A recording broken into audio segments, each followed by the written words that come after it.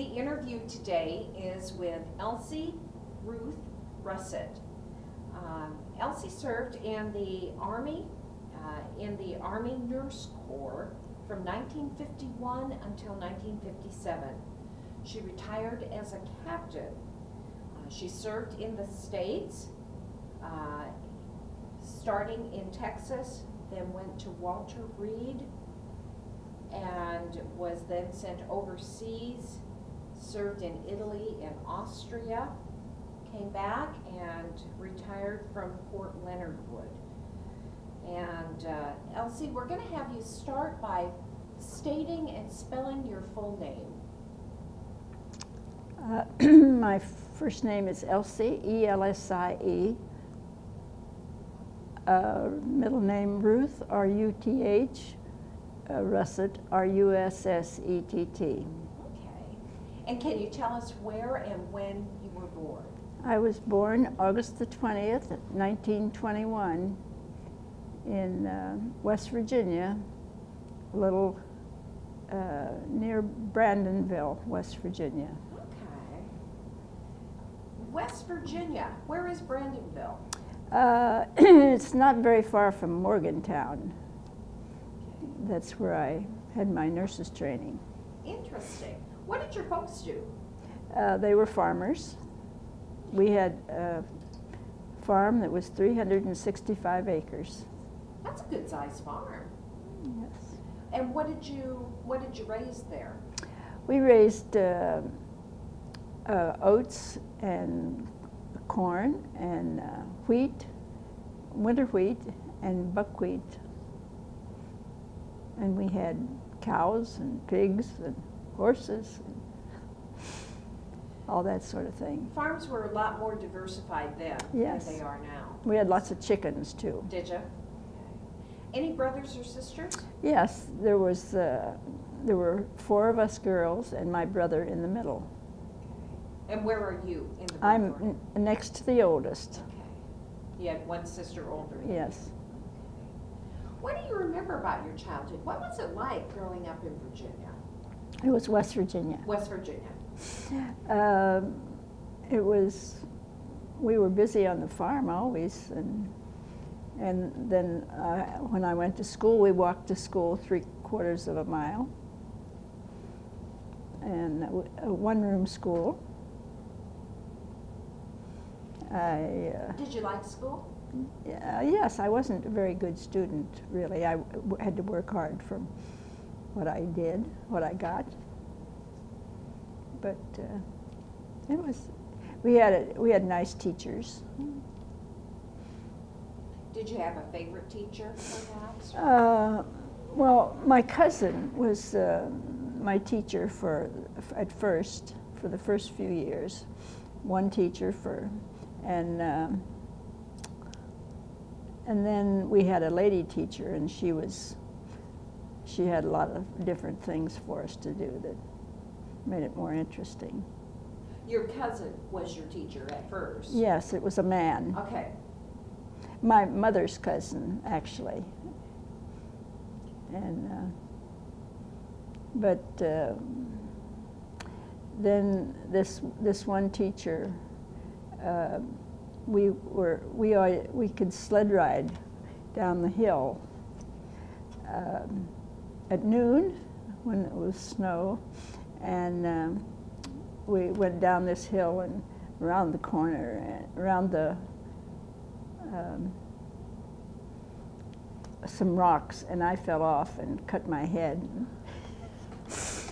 My brother ran home and got my father, and he brought the car. We had it wasn't a Model T then, but we had a Model T first. Well, anyhow, took me to the doctor, and the teacher went along.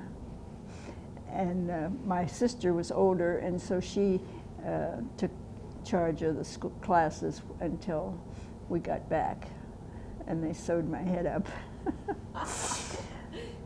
That's something that wouldn't happen today, I don't believe. No, I don't think so. Yeah, the teachers were... Yeah, but I suppose we had 30 students. It would be the most in But I went to high school then in Brewston, which was not far away. And my sister drove, I think, part of the time, and I think it was 9 miles probably to Brewston.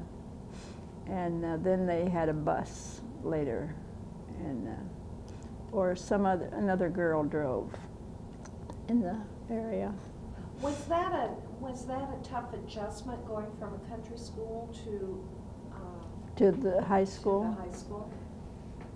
I don't really know. It wasn't. It was all right, I guess. I was very timid.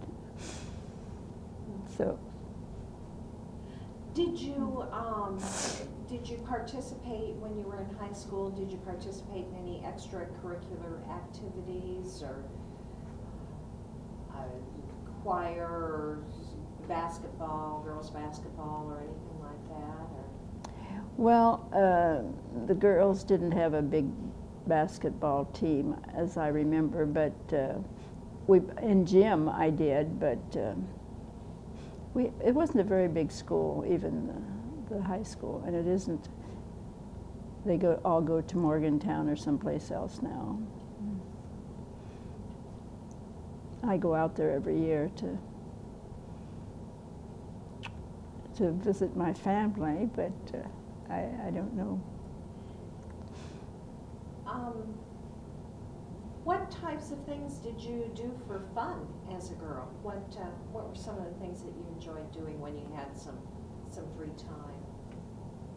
Well, one year we stayed in Brandonville during the week with a cousin, and it was a mile from Brewston to Brandonville, and it was on a hill, and we'd sled ride on that hill.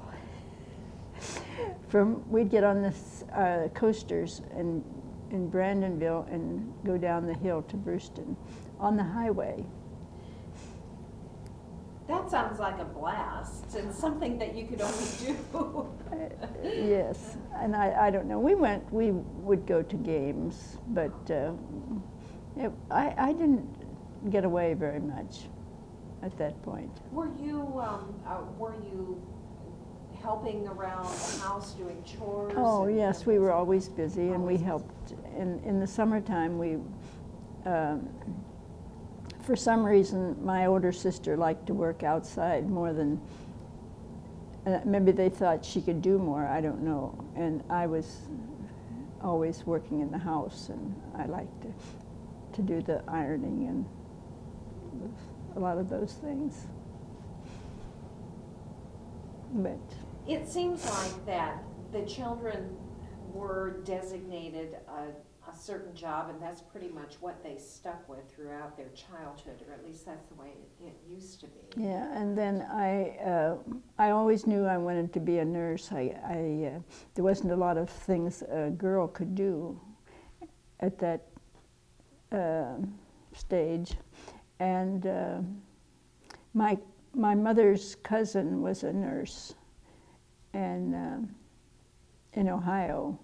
And I thought that would be nice. And so when I graduated from high school, my father took me to Morgantown, and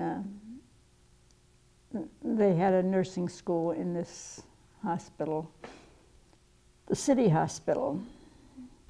And I could go there, and I was there for 3 years. It was sort of slave labor, actually, because we worked from 7 in the morning to 7 at night. And we had classes in the afternoon. And it was a good experience because we did everything. And I had a couple tours in the operating room. When did you graduate from high school? In 1943. 1943, okay. Oh, from high school? High school. 1940. 1940. From nursing school in 43.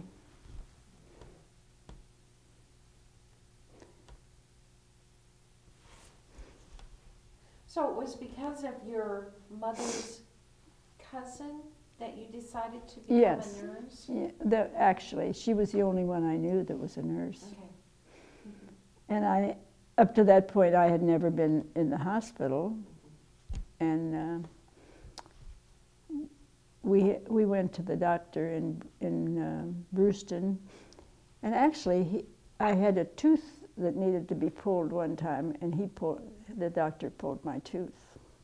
Rather than a dentist, huh? Yes. Later, my father took us to the dentist, but I remember that he did pull teeth if there was a need. Yes. Yeah, okay. You're kind of a cover-all, do-all doctor. Yeah, Dr. Defoe. Okay, interesting. You went to nursing school, and it sounds like it was tough. Well, it was, but it was fun too, I guess. Mm-hmm. What else do you remember about nursing school? Were you living in a Well, we dormitory, lived when I first went in training. We lived in the third floor of the hospital, and then they pretty much rebuilt the hospital, and they moved us out into Dr. High School was the owner of the hospital actually, and it was his home that was up the street, and it was a big building, and so they made that into a nurse's home, and we had a house mother, Mom Horde, and she was really a sweet lady, and we had a nicer place to live, but Interesting. yeah. You graduated from nursing school in 1943. Yes. And that is an RN? Yeah, RN. RN. Mm-hmm. And you also had some operating room experience? Yes, actually I had more operating room experience than was arranged to begin with, because two girls decided that they left before their tour in the operating room, and I stayed in 2 extra tours, and I really loved it. So, So you graduate from nursing school, and then what do you do? well, at that time, well, actually, my cousin had a baby, and I went home, and I thought I would be home for a while. I hadn't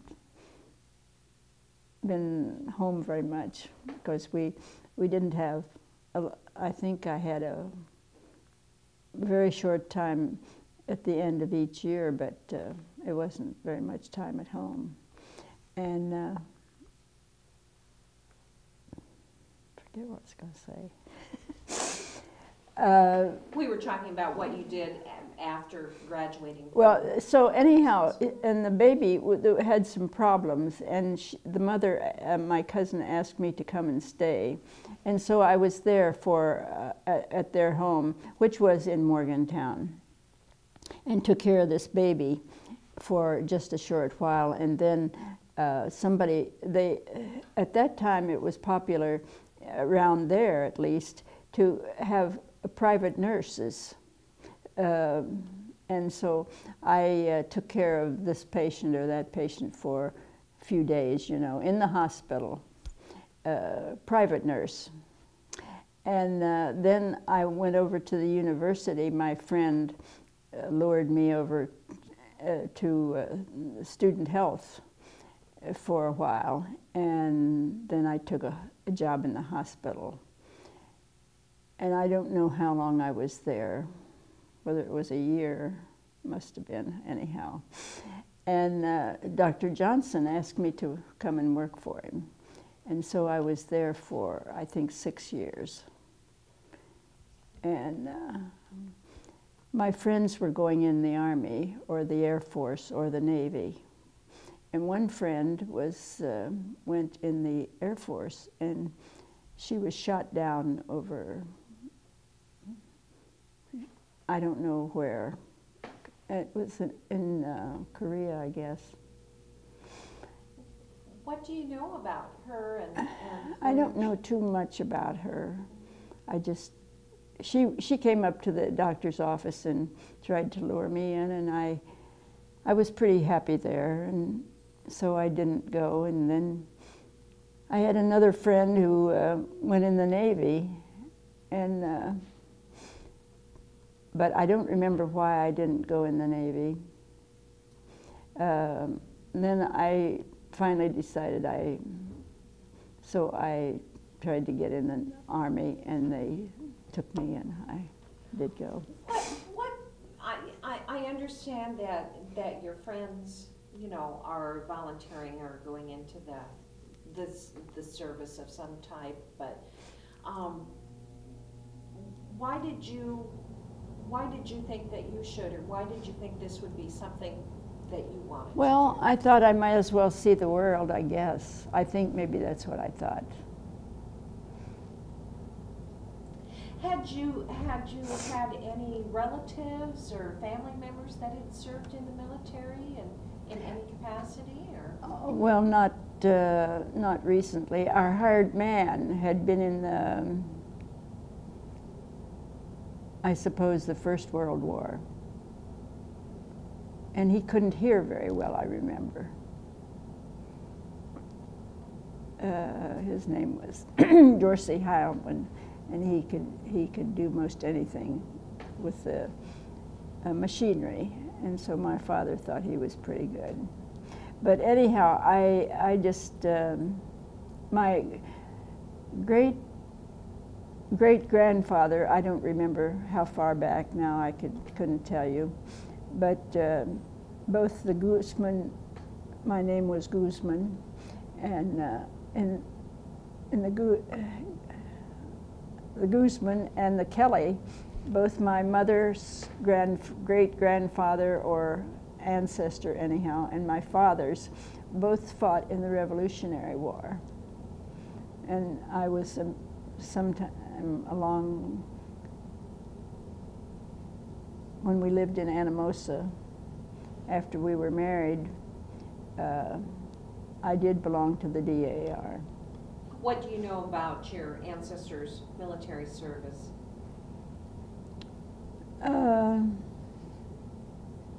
I can't really remember now. So in 1951, you decide to join the Army Nurses Corps. Yes. What do you remember about those first days? What was that like? Well, I flew from Morgantown to San Antonio, and that's where I had my basic training. And it was a lot of fun, really. All I did was, we did a little marching, but we sat in classrooms learning about the Army and about the ways of the hospitals in the Army. Were they a lot different from what you had experienced, or what you had? Well, quite a bit. And there was lots of papers to fill out. That's the thing I remember, that we had to learn lots about filling out papers.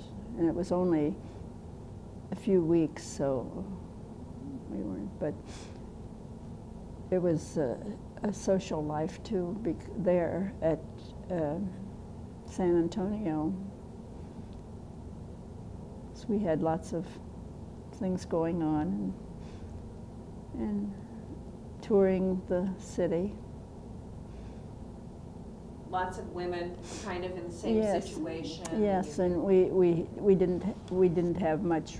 We lived in, there were lots of, it was like a ward, you know, where we lived those weeks, however long it was, and I can't tell you how long it was now. Once your basic training is complete, where do you go and what do you do then? Then they said, they gave us a choice. If if we wanted to go some special place, we wrote it down. And actually, I asked for Walter Reed Hospital because I thought that would be, I could get home, for one thing. And you got assigned. And I got assigned to there. And what was that like? What do you remember about those first days at Walter Reed?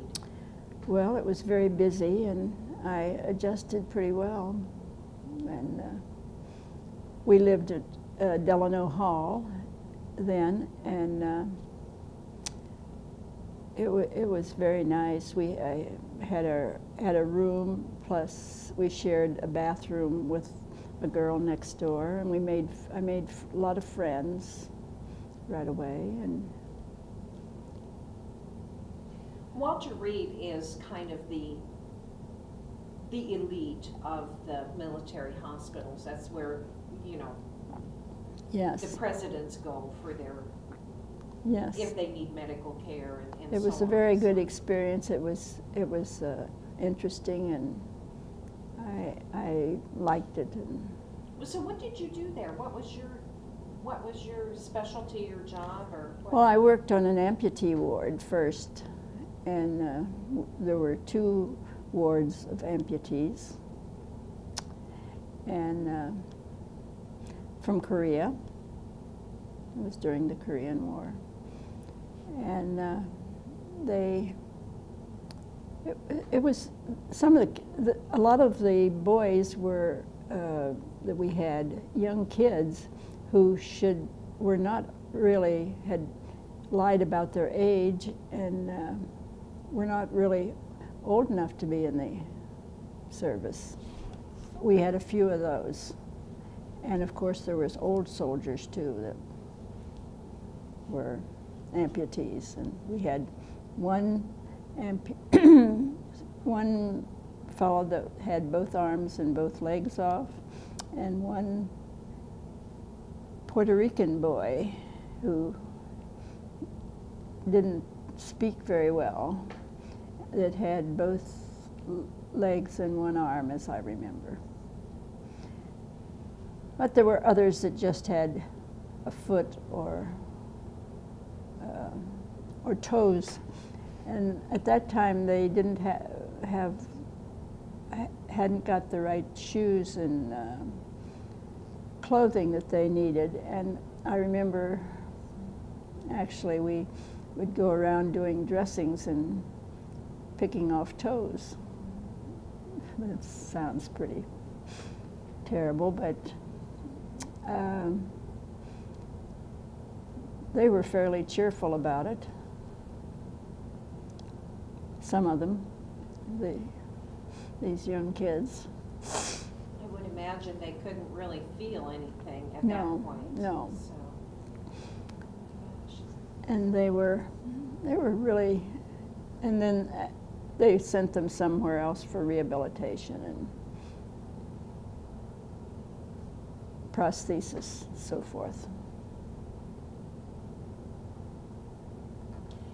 When we were talking prior to starting the interview, you were saying that the injuries came from all kinds of things. The amputations from the weather, from freezing, and from wounds, and from getting run over by various things and so on. Right. So, what was the procedure when you get a new patient? Have they been? Well, they were. We would get a convoy of patients, like at night or one day, and there would be everything: arms, legs, whatever. And usually they told us a story about what happened.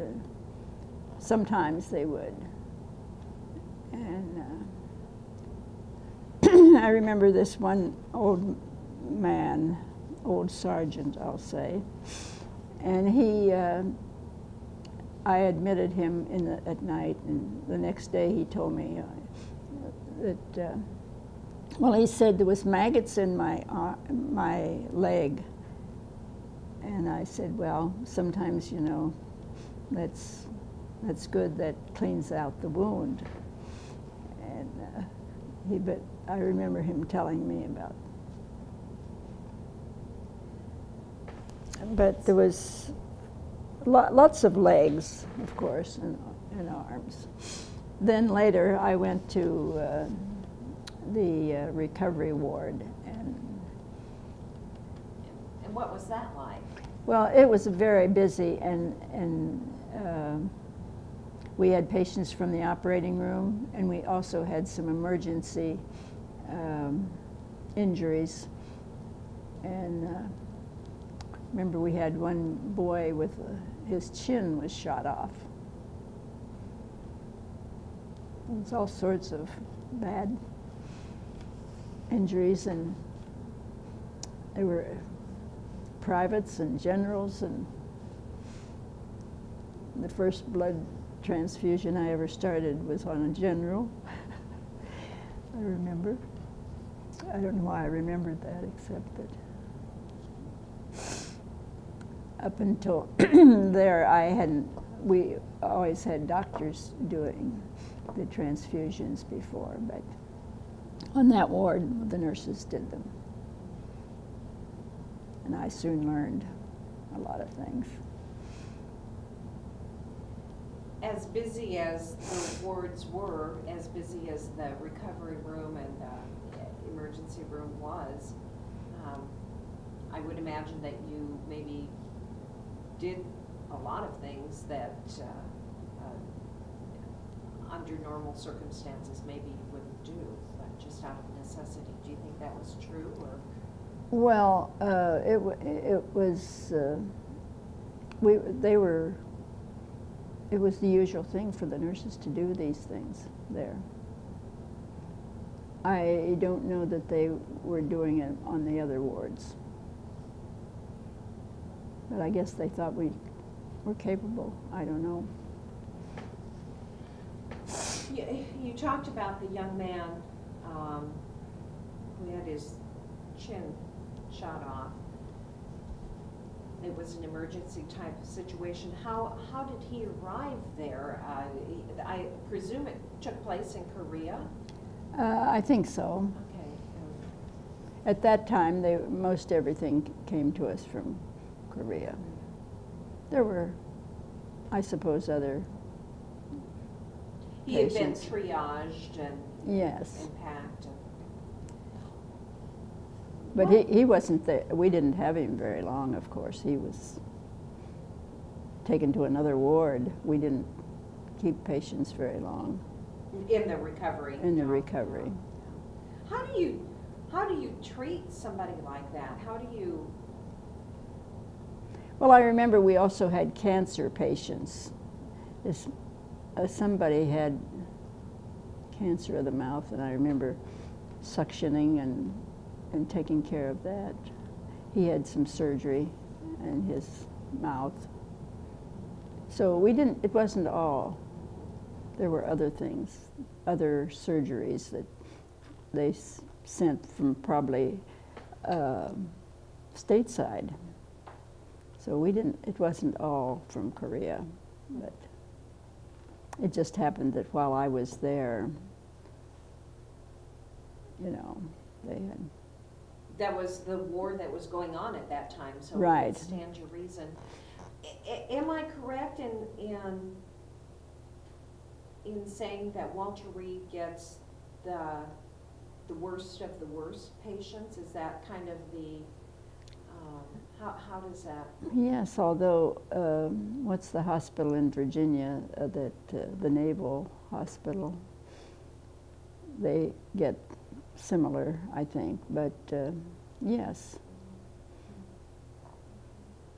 I think so. So you were in the ER and the recovery unit for about how long?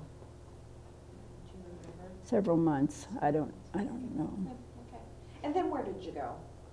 And then I saw in the dining room, or the room where we picked up our mail at Delano Hall, that they needed a nurses in Austria. So I put my name down. I thought I may as well see something else of the world. And I got orders pretty soon, and went to New York and waited and waited, and then went on the, I can't remember the name of the boat, to Austria. But on the way, we stopped in Italy, and the chief nurse came aboard from Austria, who was in charge of the Italian hospitals, army hospitals, and she said, we need a operating room nurse here in Italy. And so that's where I stayed. I had no choice. She was the boss. But you loved being in the operating room. Yes, but I liked the operating room, so. So you get to Italy. That's fine. So you get to Italy. Where do you go in Italy? Is it? I can't think of the name of it. Naples? No. Oh, I can't think of the name of it. That's okay. And what is that like? What? South of Pisa. Palermo? I'm not You familiar want with. turn it off if I. So what is the hospital like there? What are you doing? When I first got there, it was just a very small section of the Italian hospital we had, and later they renovated another building, and for a hospital for us. In the meantime, I spent a lot of time on the beach every afternoon, and I bought a car there because I needed to get to work. I bought an Opel, and I think it cost less than $1,000. I'm not sure at that time. It would be much more now. And I paid for it in postal money orders made out to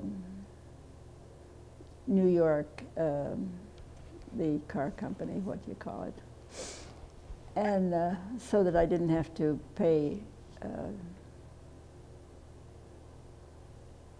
you know.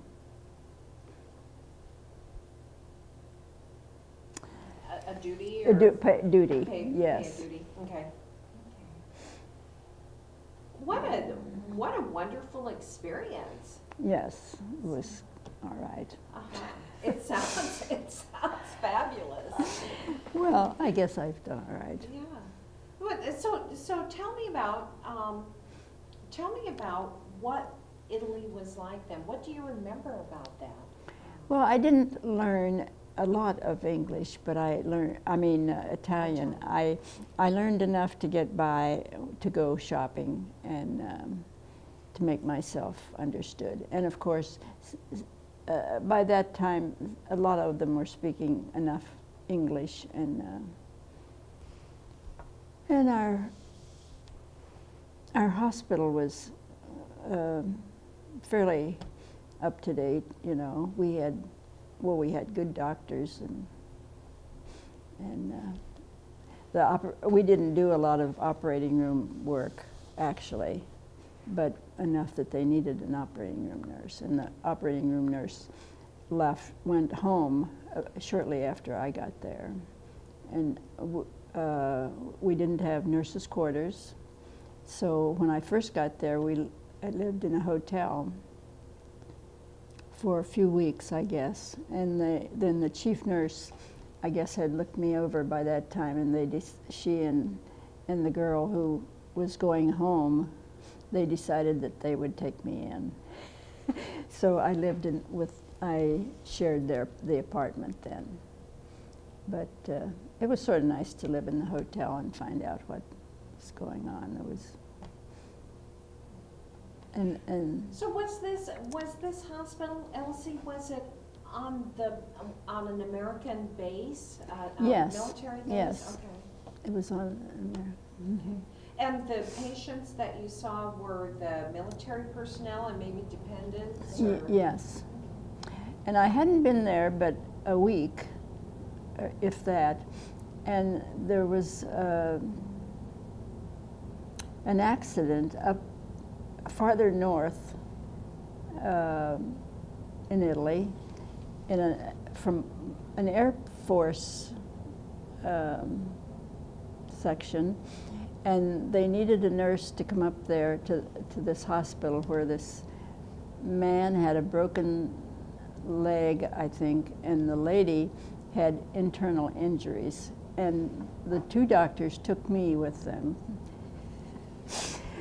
to this hospital, and this lady, they decided needed surgery. Well, the Italian doctors, I think, did it, but one of our American doctors from this hospital helped. And I stayed overnight with this lady, and I remember she was, and they left and went back to the post and left me with this lady, and I didn't know a word of Italian. And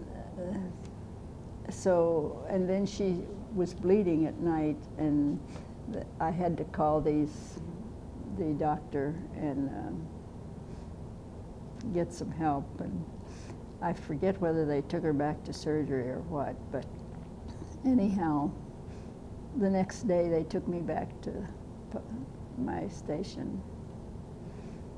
That had to be kind of nerve-wracking. Yes, it was very.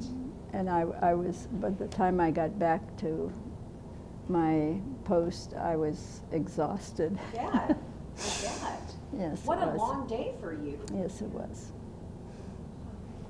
What else do you remember about being there? Now, you said something about going up into Austria. Was this the time? Well, quite frequently. The general hospital that we were just a station hospital at first, and we would take patients that needed something special up to Salzburg, and I would go on the train with the patient and to get them up there, and then the chief nurse up there and the girls who had gone over with me on the boat, I would see them too. And then we went to these girls from Austria that I went over on the ship with. They decided to go on a tour around Europe, and one of them had an old car, and we went to Paris and on up around into Germany and along some of those countries. How fun! That had to be exciting. Yes, it was. It was nice. Did you have an opportunity to become acquainted with any of the civilians around there, either the Italians or the Austrians, or?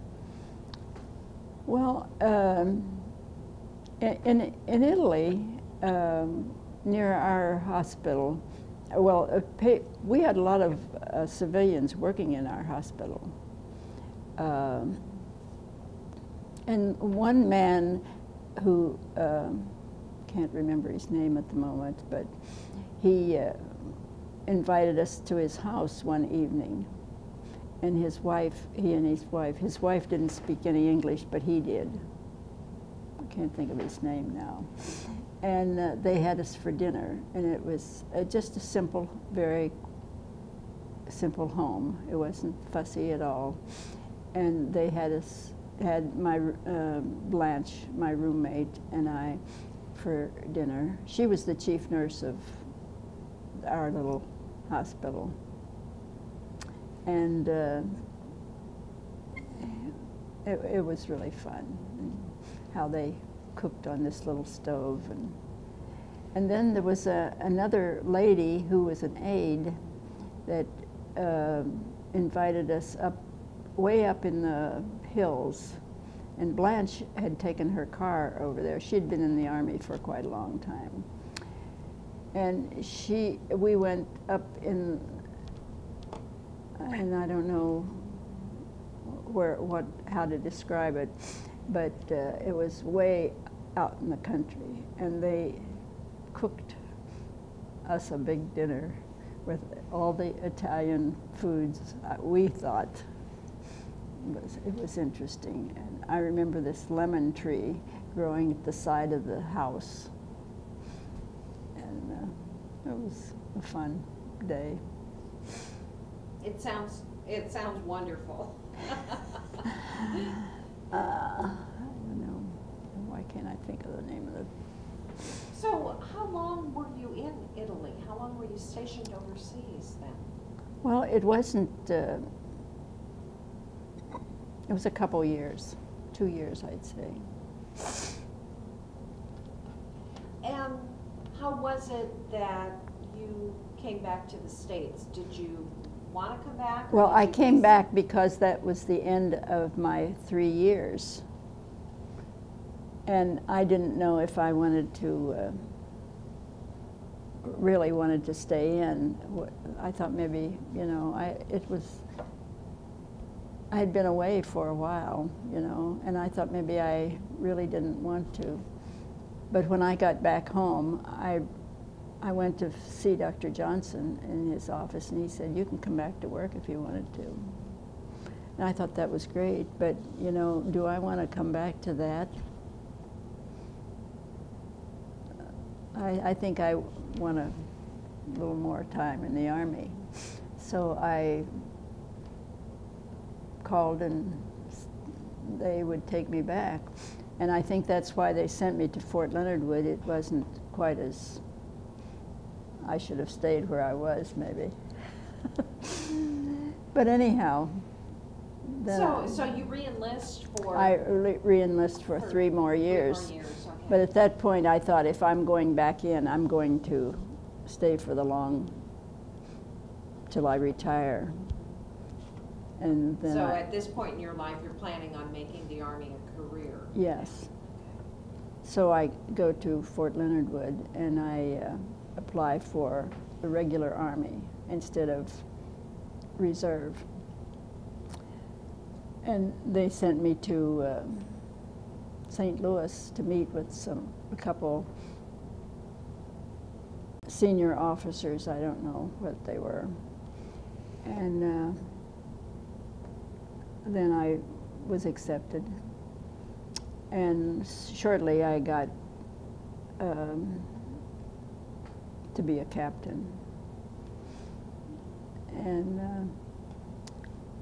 Fort Leonard Wood was okay. It was nice. And what were your responsibilities and duties at Fort Leonard Wood? Well, I had a ward, a medical ward, and for a short while, and then they sent me to recovery ward there. And that's where I met my husband, actually. Medical ward, meaning that you're treating people that... With medical problems. Okay. Somebody comes in with pneumonia or yes. something like that, or, okay, that's what you're treating. Okay, and then you move there to the recovery Yes. ward? Mm-hmm. That is that post-operative yes. recovery? Okay. And occasionally it's emergency, but it's mostly post-operative. Remember, we had a little girl, dependent, who was burned, and we had other things besides surgical. Something where you would change dressings and kind of... And treat, yes. Treat, yeah. You met your husband there. What was he doing there? Well, he was, I had gone home on leave, and I came back, and he was, he had been, he was a corpsman. So he was... And he was working on the ward. Working on the ward. Yes. Okay. And where is he from? Oh, he's from Iowa. Okay, that's the connection. That's the connection. That's how I got to Iowa. And what is his name? Alan Russett. And we're going to be interviewing him shortly. Yes, my name was Guzman. Is that G spelled? Gusman.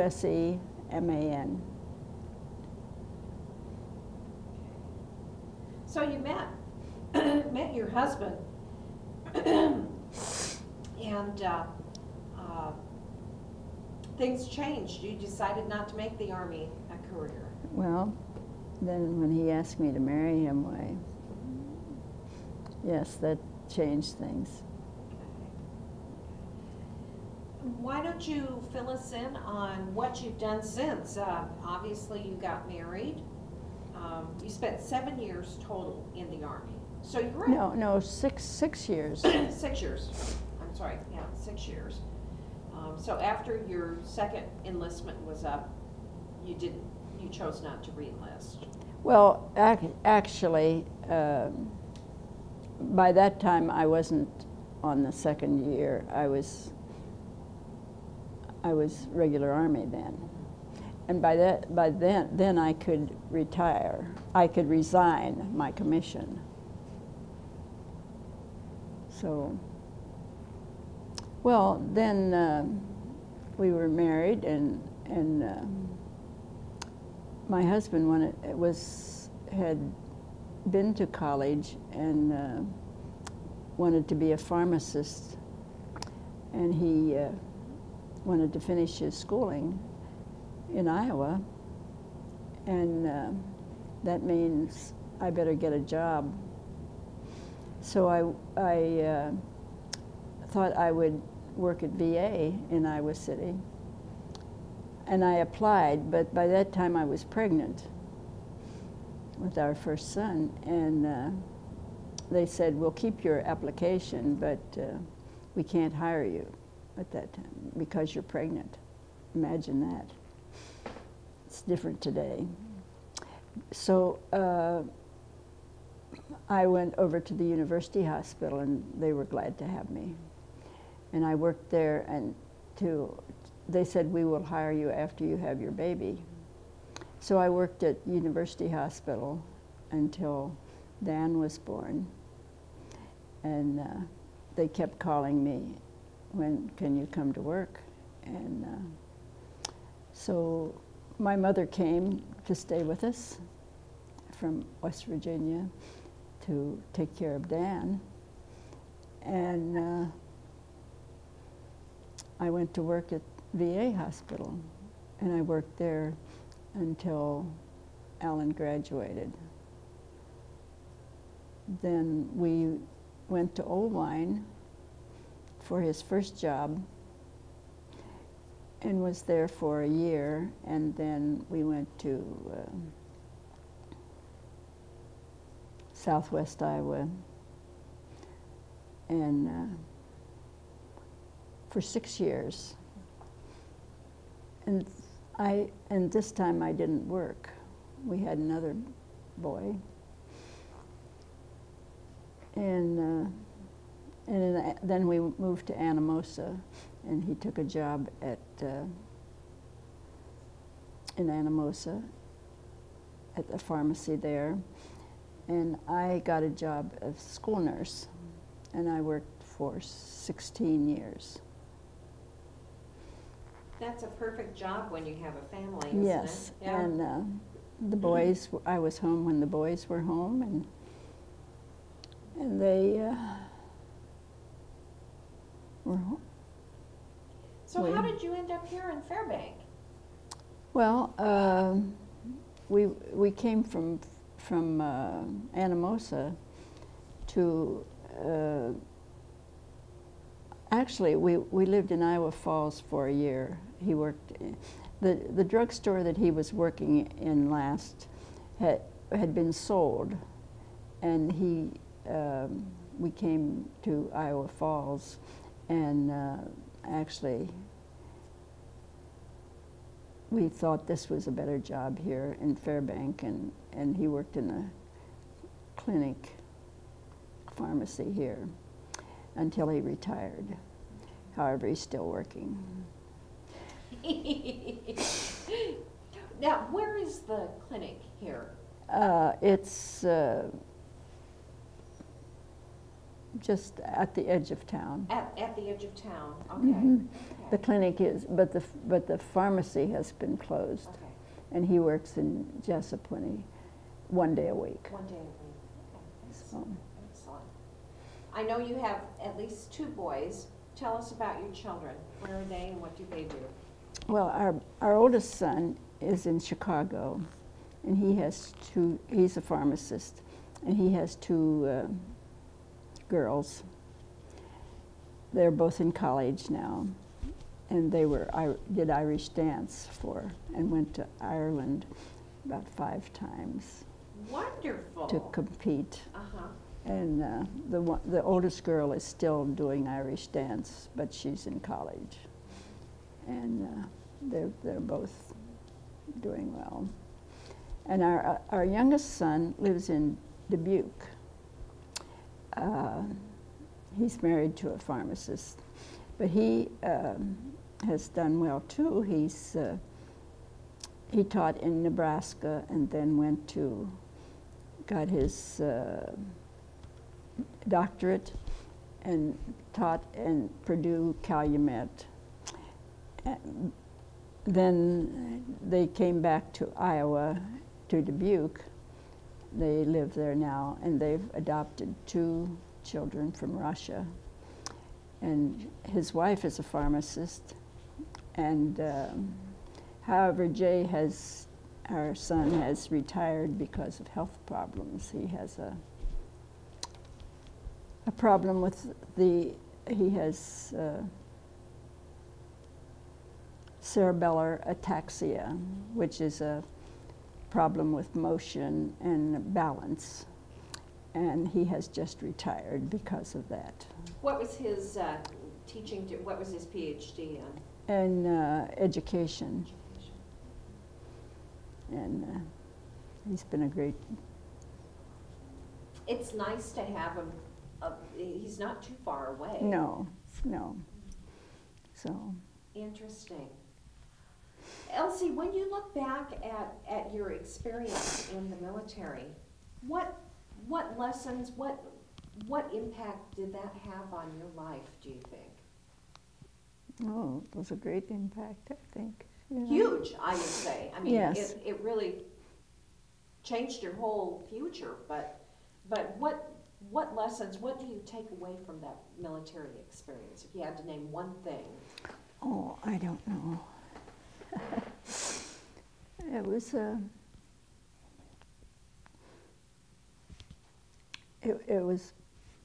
it was a happy experience. It was a good experience. It was a good great experience. Yeah. Yes.